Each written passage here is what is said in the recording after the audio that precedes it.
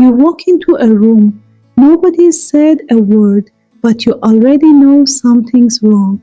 Not because someone told you, because something in the air shifted, and your body caught it before your mind even had a chance.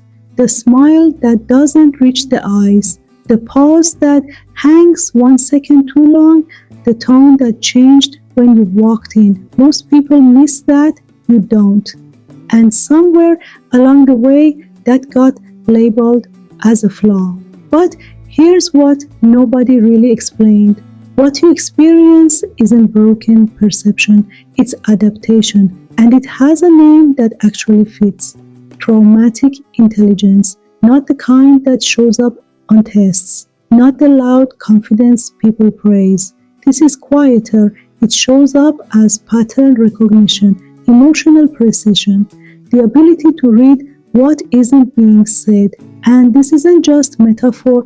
Research has shown that when someone grows up in unpredictable environments, the brain adapts.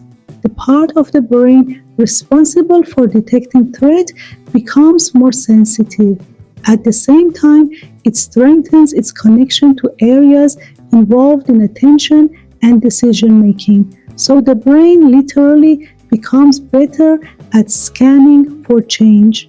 In real life, that doesn't feel like brain activity.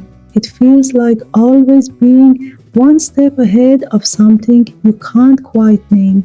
And this didn't come from nowhere. It traces back to environments where reading people quickly wasn't optional, where safety depended on noticing what changed, not what stayed the same, where understanding the space between words mattered more than the words themselves. So your nervous system adapted. It learned to scan, to predict, to interpret, not because you wanted to, because you had to. And over time, that protection started to look like a kind of intelligence. But here's the part that's harder to see. The more accurately you read others, the more you start questioning your own reactions. The more you anticipate, the less you feel surprise. But also, the less you feel at ease. You don't just see what's happening, you see what could happen. You don't just hear words, you hear intention, hesitation, contradiction, and that creates a kind of quiet distance, not because you're disconnected, but because you're aware of things most people don't seem to notice. And yet, inside that, there's something important. You understand complexity without needing everything explained. You can sit with emotional nuance that others avoid. You recognize patterns that can take years for other people to see.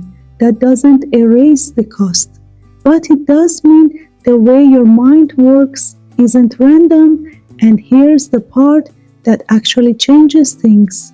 It doesn't have to stay locked in survival mode.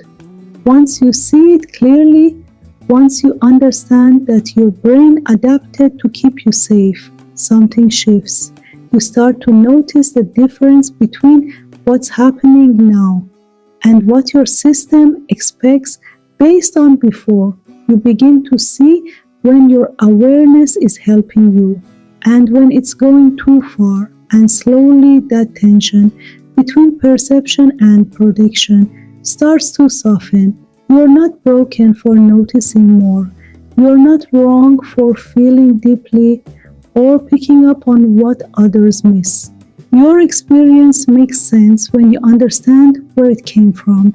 And more than that, it has value. Not the kind that needs to be proven, just the kind that exists because it's real. There are ways of moving through the world that don't get named properly. This is one of them, and if something in this felt familiar, there are probably other patterns in your experience you haven't fully seen yet. Not everything about you is random. Some of it just hasn't been explained in the right way yet.